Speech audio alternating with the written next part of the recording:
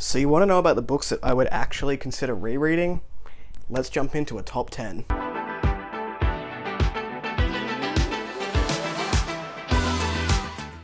Hello everyone, welcome back to A Fictional Escapist. My name is Kris, and today's video is a top 10 of sorts. I asked over on my Instagram what would you prefer me to talk about, either some famous fantasy series that I'm kind of on the fence about and don't know if I'll enjoy, or the top 10 books / series I would consider rereading, and the rereads won. So we're going to be talking about that today. Now, I have talked about it on the channel before. I'm not a huge rereader. I don't really like to go back and read things that I have in the past, but that is sort of changing with the scope of what I'm reading now becoming broader, and also seeing the value of rereading, particularly old favorites. Now, I'm not saying I never reread. I have in the past, and there are still some books that I would like to maybe go back and consider giving another go at some point in time. Before we jump into the list itself, make sure you're checking the description box down below for links to my social media and Discord, should you want to come along for the ride. Before we jump into the list itself, I would like to give an honourable mention to Wheel of Time and Malazan Book of the Fallen, both of which I've only started this year. I've read 2 Wheel of Time books and only 1 Malazan Book of the Fallen. But even in, such a short amount of time in terms of the scope of these series, I can definitely see the reread value in both of these.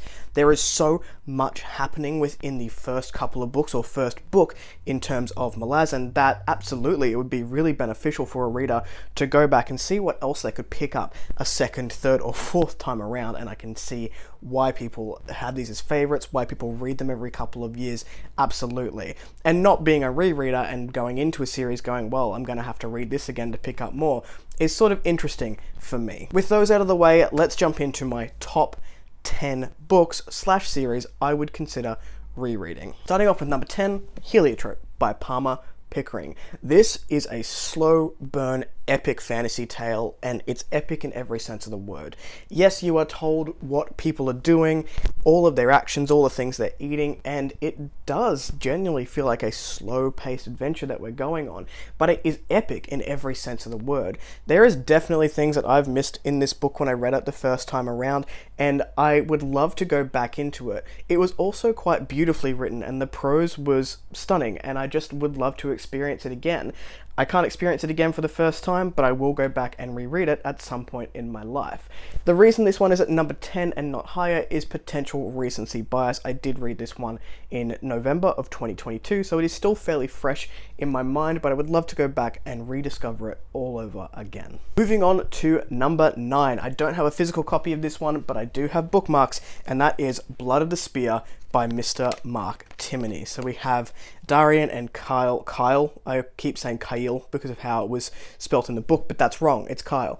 I really liked Blood of the Spear the first time I read it. I think I missed a few things because I was fairly new to reading fantasy again, and Mark is a world-building lover, and I love that aspect. I like the demon hunting aspect of the books. This is a very epic sword and sorcery, classic fantasy feeling book, but the influences that Blood of the Spear has by things like Wheel of Time and Jenny Wirt's War of Light and Shadow makes for this epic world that I would love to go and rediscover. I will definitely be picking up Blood of the Spear again before book 2, Pillars of the Sky, comes out hopefully soon. At number 8, we have Empire of the Vampire. This is by J. Christoph. Now, I read this book. I enjoyed this book for what it was. I thought it was a little bit long. I think it's 700 or 800 pages. But on reflection, there is so much in this book, and it is one of my favorite types of storytelling where we have someone who has lived a life and they are now telling us about that life and narrating their own life story, sort of in the vein of Name of the Wind, but in my opinion, Empire of the Vampire had a little bit more oomph behind it. Empire of the Vampire is following Gabriel de Leon, the last of the Silver Saints. He is a vampire hunter, and this world was dark.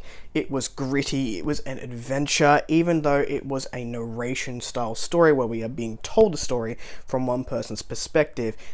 some parts of this book had me on the edge of my seat, and I can certainly see the reread value. I can see this being one of those comfort rereads because the story is still fairly fresh in my mind and the cast of characters that we had, and there was one hell of a cliffhanger at the end of that book and a reveal, and I would like to experience that again. So it might be a little while before I pick this one up to reread, maybe around the time the second book comes out, which I don't know if that's this year or next year, but it is definitely one that I would go and revisit. At number 7, we've got a change of pace from the fantasy, and it is a historical fiction called Kane and Abel by Jeffrey Archer. This is a story about two men with opposite upbringings over the span of 60 years, and I believe it was around a war. It's been a long time since I read this. I cannot remember what war it was. If someone knows, put it down in the comments down below. But I remember I loved this. Again, it was a slow burn character study of these two men from essentially children to growing up into adults, and their stories intertwine, and they don't really like each other, but they have to work together.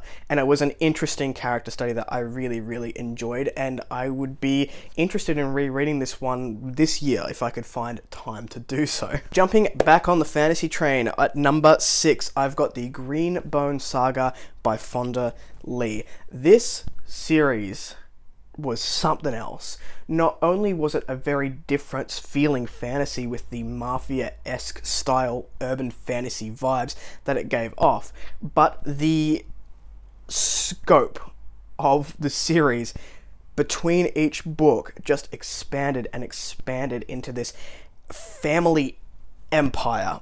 And it was gritty, it was dark, it did not shy away from the underground or the underbelly of the storyline here, and by the time that I reached the end of the third book, Jade Legacy, it was nothing short of a legacy itself. We are essentially following one family through the span of many years as they build their Jade Empire, and also the dangers that come with that, rival gangs, and what that means for the next generation going into, the third book. And it was epic. It was one that I listened to, and I had such a good time listening to it, and I don't often keep audiobooks in my library after I've listened to them. I tend to archive them so I can make space on the device for the next audiobook to come up, but I have kept all 3 of these because I 100% want to go back and experience those books again. Which brings us to the top 5 books/series that I would reread. So these are books/series that I'm actually planning on rereading fairly soon here on the channel, maybe even doing buddy reads, maybe doing channel-wide buddy reads and discussions. If people want to join in and come along, you let me know. Number 5 is The Dark Tower by Stephen King. I read this probably 10 years ago, and I've forgotten a fair bit of what happened, but I still have the gist of the overall story, and yes, I still remember the ending, and controversially, I didn't hate it. I thought it was kind of clever. I remember reading these probably from the end of high school. I started with Gunslinger. It went a little bit over my head, so I put it down. I read the first 2 books the first time I tried this series. So I read Gunslinger and The Drawing of the Three. I think that's book 2. And then I stopped for a little while, and then I decided to pick it back up, and I reread the first 2 books and then continued on with the rest of the series. My favorite book of the series is book 4, which is Wizard and Glass, if my memory serves correct, because that is the one where we take a step back and look at Roland's life from, his adolescence or his very early adulthood, if my memory is serving correctly. I was considering putting The Stand here in this spot, but I have recently reread the first 700 pages of The Stand and then DNF'd it. I love that book. It's one of my favorite books of all time, but I think if I was going to reread a Stephen King again, it would be the Dark Tower series, because it has been such a long time since I picked it up. Fun fact for everyone, I had a Dark Tower inspired quarter sleeve tattoo drawn up not long ago, well, probably 5 years ago now, so it has been a while, and I decided that I would sit on it, and if at the 10-year mark I still liked that design and liked that drawing, I would get it done. I am a baby when it comes to tattoos. I have a few. You'll notice that they're all rather small. This one is large and it would take 2 days, and I'm not sure how I feel about that, but I really like the art. If you're interested, I'll put a picture of the artwork here. This is the Billy Bumbler Oi, and there's a rose. If you've read the series, you'll get some of the connections there, and some travel-esque style things. Anyway, it's there if you wanted to have a look at it. Moving on. Number 4, I've got the Troy game. This is by Sarah Douglas, an Australian author who has unfortunately passed, and I did not like the other series that I read by this author, starting with Battle Axe. It was a little bit far-fetched for me, but I remember reading the Troy game with my friend while I was going through a bit of a shitey situation with an ex-partner, coming towards the end of that relationship, and having this beautiful escapism in this quartet. The Troy game takes the Groundhog Day trope and turns it on its head while we travel through different time periods. So the first one is very sort of Roman-esque in that sort of time period, and then we jump through time periods with the same cast of character reborn, and they have to relive their lives because of a curse that was put on them in book 1, and then it comes to a conclusion in book 4. I do remember getting to book 4 and thinking that, you know what, it was a little bit long, I could probably put it down, and then something happened in book 4, and I cannot remember what that was. I remember the character's name that it was about, and it gripped me for that last 400 pages. So this is one that, again, I would think would be quite nostalgic for me because of the time period that I was reading it in previously. But now that I'm in a better place in my life, it might be nice to experience that story again. Coming in at number 3 is probably my favorite trilogy that I've ever read, and that would be the Tide Child Trilogy by R.J. Barker. Now, I know that some people did not vibe with the first book, or the first half of the first book. I implore you to keep going. This is one of the best things that I have read, and very rarely will a book make me cry, but I cried in the finale of this book, and I was walking to work, so that was interesting because I had to answer some questions about why I was having an emotion, because I just don't. And I can't get the feeling of reading this series for the first time again. Now, I will admit that I did have a little bit of trouble with the physical book when I was reading the first book. The first half of the first book is a little bit rough when we get into the world building part of things. What really comes to the forefront here are the characters, and you won't hear me say that very often. Sure, there's epic world building. We've got a nautical fantasy world with water dragons called the Arrakins under the water, and they were awesome. The boats are made out of the bones of these dragons, and because of that, they're so rare. In the first book, we sort of go on an adventure where we're hunting down one of these water dragons, and then, things sort of happen. On the boats are the people of the damned. They are not allowed their own lives anymore. They're basically just destined to sail these boats until they die. All of the elements really worked for me, and the character work, the development of the characters, even just in book 1, is insane, and you expand that over 3 books, and we start having conversations that are so much more than just a fantasy book. You can tell that I am pretty passionate about the Tide Child Trilogy.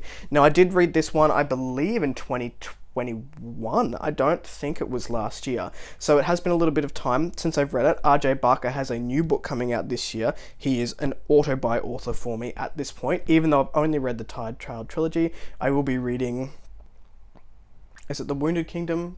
With a friend of mine this year, so I will also have that trilogy, and hopefully the new book, and then maybe even stick the Tide Child Trilogy at the end of the year. So if you are interested in reading it, but you want to read it with someone who, but you would like to read it with someone who has read it before, and maybe you can do a bit of hand-holding through that rough part, then let me know, and I'll put it on the agenda for the end of the year. Coming in at number 2 is a trilogy I remember absolutely nothing about, which is why it is on the reread list, because I remember, again, it's a book series that I read in a not great period of my life. I think I was coming to terms with my sexuality at the time, and there was just a lot of mental games going on up there, and I just needed something to pull focus. I had also started university and was not having a great time in that first semester of university. I'm so surprised that I passed that first semester, but P's get degrees, kids. No, I'm kidding. Try if you want to, if that's the way that you want to go with your life. I'm not here to tell you what to do. I'm here to talk about books. But this is The Age of Misrule by Mark Chadbourne. All I remember is that there is a guy named Church in here. That's about it. I'm going to read the small blurb for the trilogy just so you have some sort of understanding of what it is. I want to reread it because my brain is just, I've got nothing. I remember enjoying it at the time, and then I own it. I own it on my bookshelf. I bought it because I enjoyed it, and then I've just never read it. So I need to reread it to understand what the actual is going on. It says, all over the country, the ancient gods of Celtic mythology are returning to the land from which they were banished millennia ago. Following in their footsteps are creatures of folklore. As they grow in power, so technology is swept away. As they grow in power, so technology is swept away. It is myth and magic that now rule the supreme in this new and dark age. I mean, it still sounds cool. I must have liked it for a reason, so I'm going to be picking this one up at some point in the future. And coming in at place number 1, the book you've all been waiting to hear about on this list, and the one that I'm actually going to be picking up in either April or May of 2023 if you want to come along, is Dreams of the Dying by Nicolas Lietzau. I remember being so blown away. This is one of my favorite books of all time. Blown away by the conversations of mental health in this book. It was dark, it was brilliant, and for a debut author, indie author, to come out with an 800-page chonker is a risk. And I very rarely will I come away from a book that's 800 pages and go, you know what? I needed all 800 of those pages, but this one I absolutely did. I also really appreciated the conversations about bisexuality. Our main character is a bisexual male, and I too am a bisexual male, and the representation that gave me as I read this book, coupled with the conversations around mental health, we really do explore depression and anxiety within this book, and I thought it was absolutely brilliant, and I cannot wait to jump into it. Now, book 2, I think, is just finished going through its second drafting stage. Nicolas Lietzau does put updates on his Instagram, which I'll put down below if you are interested, and there are 2 more drafting stages to go through, but I want book 2 so bad. That is a TBR overthrow. I am a structured reader. I do not overthrow my TBR for anything, but I will for book 2 of this series. Now, the series name has changed because of some copyright issues. I'll put the series name on the bit down below so you can have a look at it. I have Dreams of the Dying. I just checked my TBR because I've planned out the wazoo, and I have Dreams of the Dying on my list for April. I cannot wait. I cannot wait to read this book again. That is it for my top 10 books/series that I would consider rereading. Let me know what's on your list. What are your top 3? Put it in the comments down below. I'm very, very curious as to what you will all say. If you like the content, give one of those. If you want to see more of it, click subscribe at your will. I'll catch you in the next video. Ciao.